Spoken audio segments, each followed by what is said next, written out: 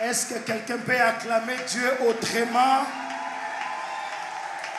Parce que nous sommes en train de célébrer autrement, tu peux aussi acclamer Dieu autrement.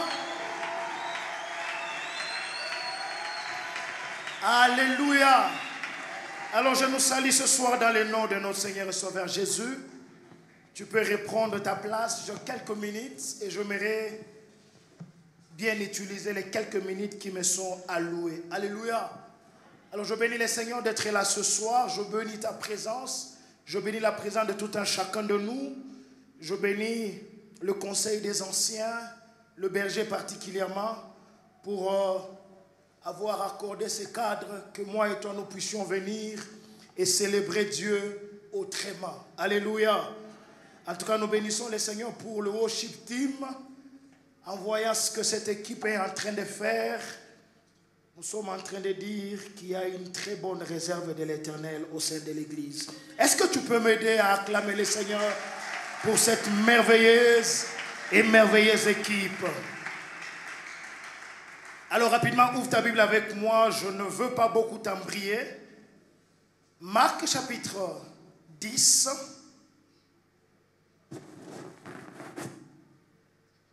Marc chapitre 10. Je prends la fourchette allant du verset 35 jusqu'au verset 38. Marc chapitre 10, 35 à 38. Écoutez la demande de ce jeune auprès de Jésus. Je lis la parole du Seigneur au nom de Jésus. Les fils de Zébédée, la Bible déclare, Jacques et Jean s'approchèrent de Jésus et lui dirent, Maître, nous voudrions que tu fasses pour nous ce que nous te demanderons. Il leur dit, que voulez-vous que je fasse pour vous? Accorde-nous, lui dirent-ils, d'être assis, l'un à ta droite et l'autre à ta gauche, quand tu seras dans ta gloire. Jésus leur répondit, vous ne savez pas ce que vous demandez. Pouvez-vous boire la coupe que je dois boire ou être baptisé du baptême dont je dois être baptisé? Nous le pouvons, dirent-ils. Acclame la parole du Seigneur. Alors ce soir nous sommes réunis et pour cette exhortation de nous propose ce thème, le prix à payer pour briller. Alléluia. Le prix à payer pour briller. Depuis le 1er janvier, que dire, depuis même le réveillon, on est en train de parler de justifier par Christ pour briller. Et je voulais nous dire ce soir que tout le monde aimerait briller. Tout le monde a ce désir de briller. Tout le monde a ce désir d'avoir de caméras posées sur lui. Tout le monde a envie d'apparaître et être reconnu. Mais je vais vous dire la vérité, c'est que briller c'est une chose, mais le prix à payer pour briller en est une autre. Alléluia. Alléluia. Et pour aller un peu loin dans mon exhortation, nous venons de lire un passage. Marc est en train de nous parler de deux jeunes hommes. Ils étaient disciples de Jésus, Jacques et Jean, et la Bible déclare qu'ils étaient frères, parce que l'introduction de la lecture dit le fils de Zébédée. Nous nous rendons compte qu'ils sont fils d'un même père. Mais lorsque Matthieu est en train de parler de cette histoire, Matthieu nous fait comprendre que cette demande ne venait pas de ces deux jeunes hommes, mais cette demande venait de leur mère. Alléluia. Et quand vous lisez l'histoire, Zébédée était un pécheur. Et vous remarquerez avec moi que là où Christ a rencontré Jean et Jacques, c'était au lac de Nazareth, car ils faisaient le métier de leur père. Je suis en train de bénir les femmes, les mamans qui sont ici et qui ont pris de leur temps pour accompagner cette jeunesse. Je prie que Dieu vous bénisse. Pendant que Zébédée d'un côté était en train d'amener les enfants à la pêche. Pendant que Zébédée était en train de dire à ses enfants, travaillez, allez pêcher pour gagner la vie. Il y a une femme aussi qui s'est levée de l'autre côté pour dire aux enfants, c'est vrai, la pêche c'est une bonne chose. Mais il y a aussi une autre chose. Je vous amène vers Jésus. Si votre père vous amènera dans des activités rémunératrices de revenus, moi, en tant que mère, je n'oublierai pas aussi de vous amener vers Jésus. Je vais dire à quelqu'un ce soir, il n'est pas mauvais de servir Dieu, mais aussi d'avoir un autre pied dans les séculiers.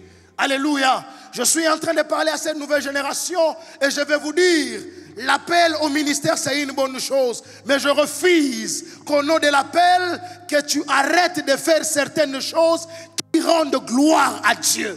Alléluia. Alléluia. Et quand ma Bible déclare que ces jeunes arrivent au devant de Jésus, certains lecteurs de la Bible qualifient cette demande d'une demande démesurée. Une demande égoïste. Et si vous lisez même vers la fin, les autres disciples qui ont entendu les deux autres reformuler cette demande étaient peinés dans leur cœur de savoir comment vous pouvez dire à Jésus, vous deux, plus triste encore, vous êtes de la même famille. Comment vous pouvez vous accaparer le côté gauche et le côté droit de Jésus? Si vous occupez le côté gauche et le côté droit, quelle est la part que vous nous réservez à nous? Alléluia. Alors qu'ils sont en train de reformuler cela, Jésus les regarde et j'aime la réponse de Jésus. Jésus leur dit, 1, vous ne savez pas ce que vous demandez. 2, Jésus élève comme la barre, il dit, pouvez-vous boire à la coupe que moi je veux boire? Et lorsqu'ils sont en train d'introduire cette demande, tous ils sont en train de cibler la gloire de Dieu. Alléluia. Ce qui est intéressant, quand vous lisez Matthieu chapitre 17, du 1er au 2e verset, la Bible est en train de nous parler de cette séquence de la vie de Jésus où il se retrouve sur le mont Tabor et il est transfiguré. La Bible déclare qu'une nuée de gloire le couvrit et le visage brilla. Alléluia. Le visage brilla, le visage resplendit. En d'autres termes, je me rends compte que ce que ce jeune homme sont en train de demander à Jésus, c'est de briller avec lui quand il brillera dans sa gloire. Alléluia.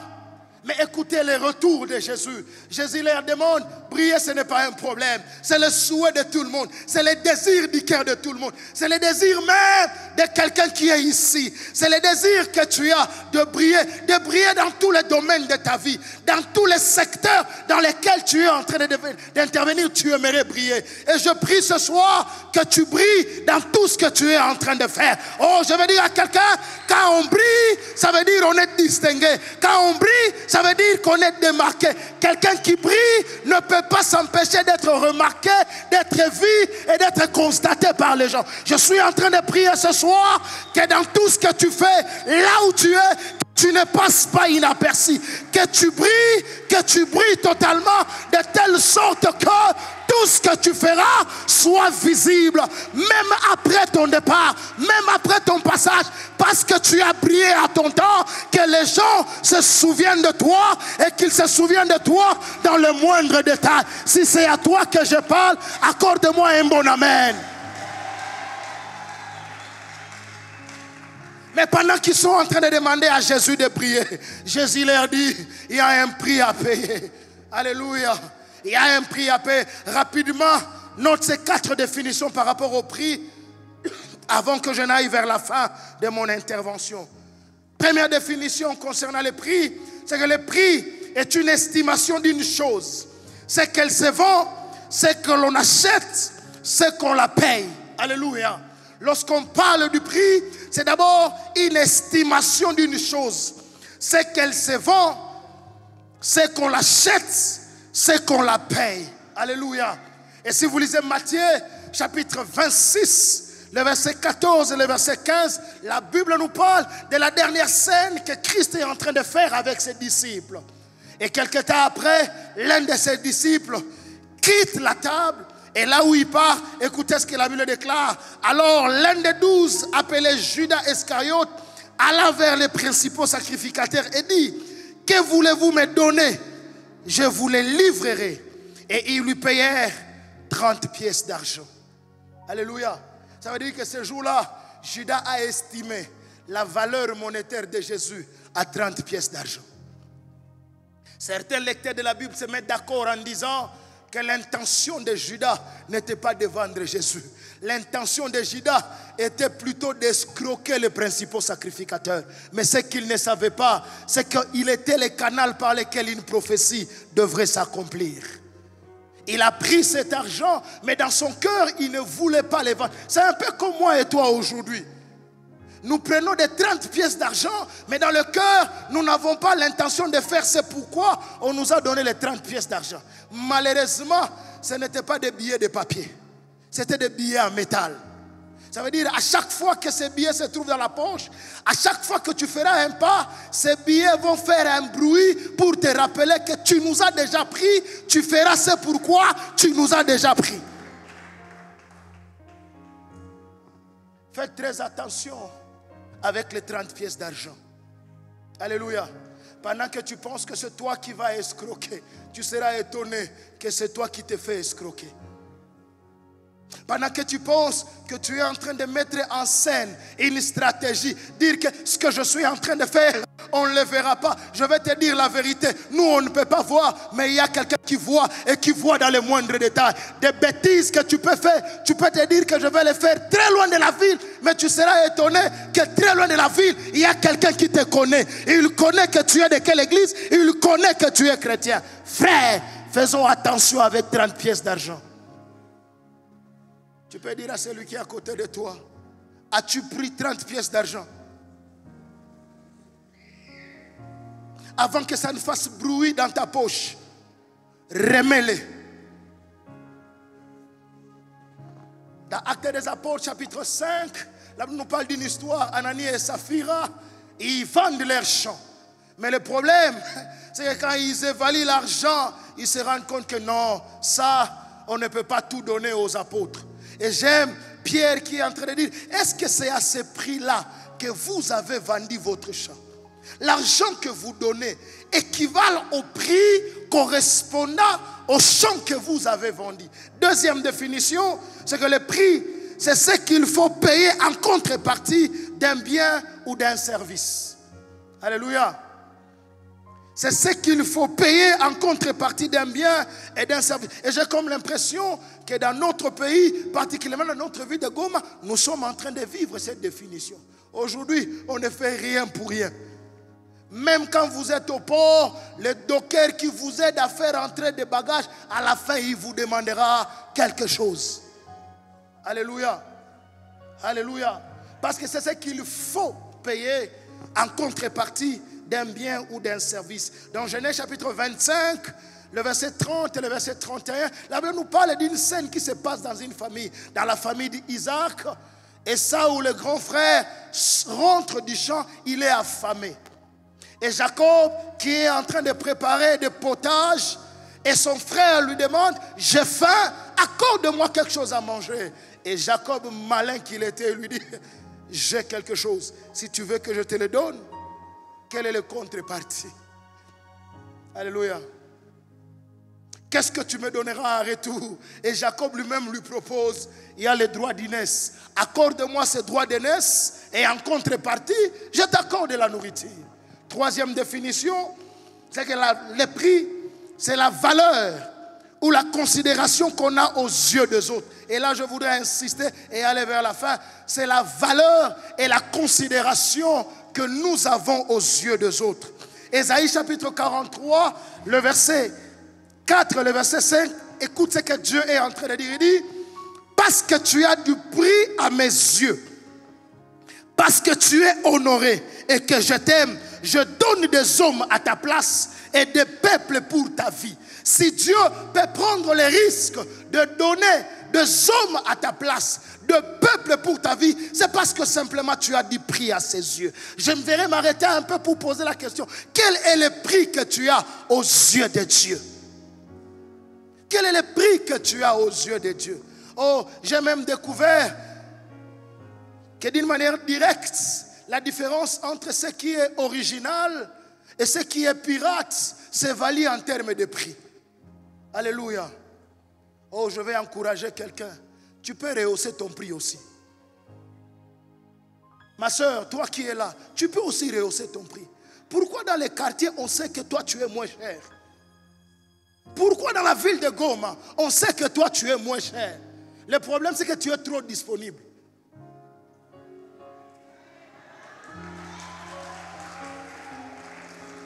En aucun jour ton téléphone ne peut pas sonner en disant l'appareil de votre correspondant est éteint. Et à force d'être disponible, tu es en train de baisser ton prix. Alléluia. Je crois qu'à un certain moment, lors de d'autres, il faudra que vous soyez sérieux. Quand tes parents sont en train d'élever ton prix, il faut signaler à tes parents, ce prix que vous élevez, je l'ai baissé sur terrain il y a longtemps.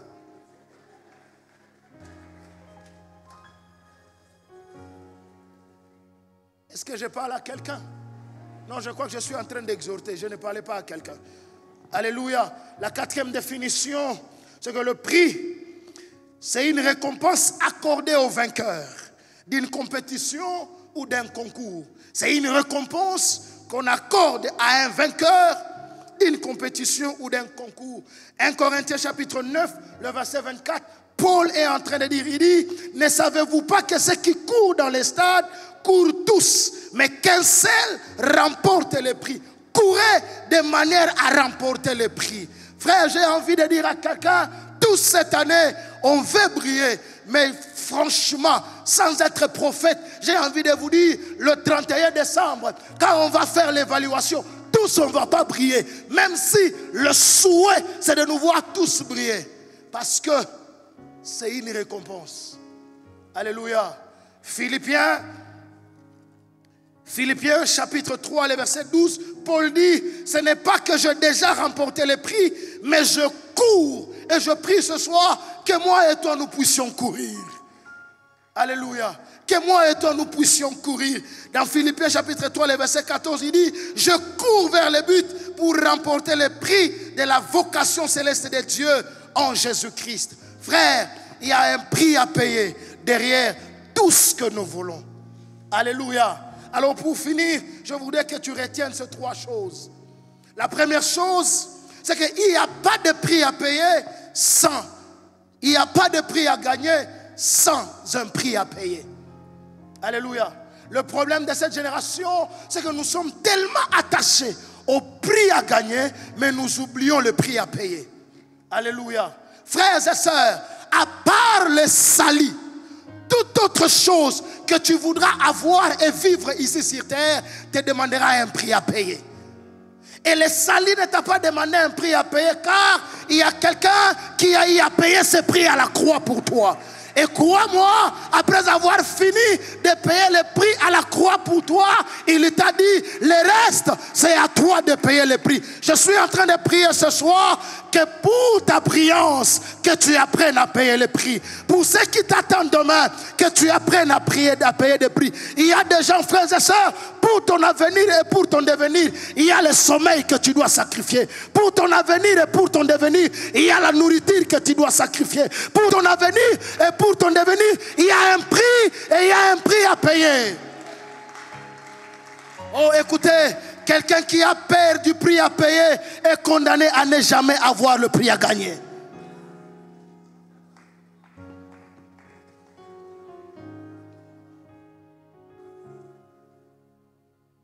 Le prix à payer.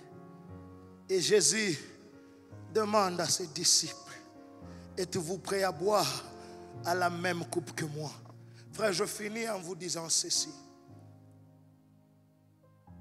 Un homme, John Maxwell, disait, derrière de grandes réalisations que nous voyons, derrière toutes ces visions accomplies, derrière tous ces projets réalisés, des vies ont été sacrifiées, des coupes amères ont été bues, des vases de terre ont été brisés, des larmes ont coulé, un peu pour dire qu'il y a et qu'il y aura toujours des prix à payer. Je prie pour quelqu'un ce soir, que tu comprennes que si tu croises les bras, cette brillance que tu attends n'arrivera pas. Ça ne tombera pas comme la manne. Ça ne viendra pas sur toi sans tes efforts. Ça n'arrivera pas vers toi si tu ne fais rien. Et je suis en train de prier ce soir que de là où tu es, que tu te lèves et que tu dises à Dieu, peu importe ce que cela me coûtera, peu importe ce que cela m'exigera, j'accepte et j'accepte de payer le prix. Oh frère, si tu continues à croiser les bras, la brillance ne sera qu'un slogan. Tu ne la vivras pas, tu ne l'expérimenteras pas. Et à la fin, quand tu feras le bilan de ta vie, tu te rendras compte que tu n'as fait que du surplace. Je prie ce soir que tu ne fasses pas du surplace. Que tu ne fasses pas du surplace. Que tu ne fasses pas du surplace. Tiens-toi debout, je vais prier avec toi.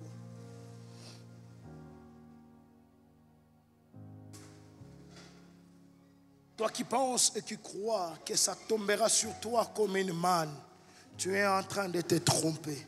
Il y a un prix à payer. Je vais même vous dire que pour nous retrouver ici, il y a eu un prix qui a été payé. Pour être réunis ici, pour avoir ce décor, pour avoir tout ce que nous sommes en train de faire, pour célébrer autrement ce soir, il y a eu un prix à payer. Il y a eu un prix à payer. Et frères et sœurs, il n'y a que ceux-là qui ont eu à payer un prix un jour, qui deviennent une référence un jour. Qui deviennent une référence un jour. Christ finit sa saison de la croix alors qu'il commence une saison des apparitions. Je suis tellement étonné. Le Christ que nous avons vu à la croix était flagellé. Il avait des cicatrices. Il avait la sueur. Mais quand il entre dans la phase des apparitions, il n'a plus de cicatrices. Mais il s'est rassuré de garder certaines cicatrices. Parce qu'il savait que tout autour, il y a toujours des Thomas. Les genres de personnes, pour qu'ils arrivent à croire, ils doivent voir. Crois-moi, sous le chemin de ta vie, tu auras plus de Thomas. Les genres de personnes qui te diront, montre-nous les preuves. Montre-nous les preuves de prix que tu as payé.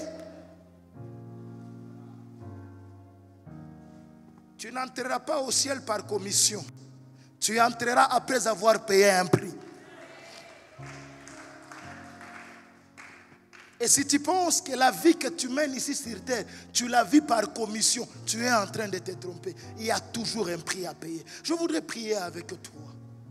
Je voudrais prier avec toi. Oui, tu vas dire au Seigneur, je suis comme Jacques et Jean. Je veux être à ta gauche. Je veux me placer à ta droite quand tu seras dans ta gloire. S'il y a un prix à payer, je suis prêt à payer le prix. Je suis prêt à payer le prix.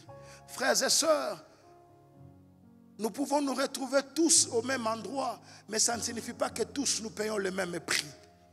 Et croyez-moi, quand vous voyez quelqu'un faire ce que vous n'arrivez pas à faire, sachez qu'il paye des prix que vous n'arrivez pas à payer. Il est facile d'utiliser votre bouche, dire, salir, condamner, mépriser les efforts de quelqu'un, parce que exactement, vous ne savez pas le prix qu'il paye. Si vous pouviez découvrir, connaître le prix que lui paye, vous apprendrez à vous taire là où vous avez l'habitude de parler. Je prie ce soir que l'Éternel t'apprenne aussi à payer le prix. Oh, écoutez, ceux-là qui payent le prix ne passent pas le temps à parler des autres. Parce qu'ils sont concentrés à payer le prix qu'il faut. Lève seulement tes mains avec moi. Je sais qu'il y a des défis dans ta vie. Je sais qu'il y a des objectifs que tu veux atteindre. Je sais, tu t'es fixé des objectifs. Il y a une vision qui est en toi. Ça bouillonne au-dedans de toi. Il y a une idée, c'est comme une grossesse. Ça bouillonne en toi. Mais si tu ne sais pas payer le prix, cela ne verra pas le jour. Et lève ta voix, commence à dire au Seigneur, pour que je brille cette année, je payerai le prix. Je payerai le prix. Je payerai le prix. Je payerai le prix. Il n'y a que ceux-là qui ne savent pas payer le prix qui décident de prendre des raccourcis.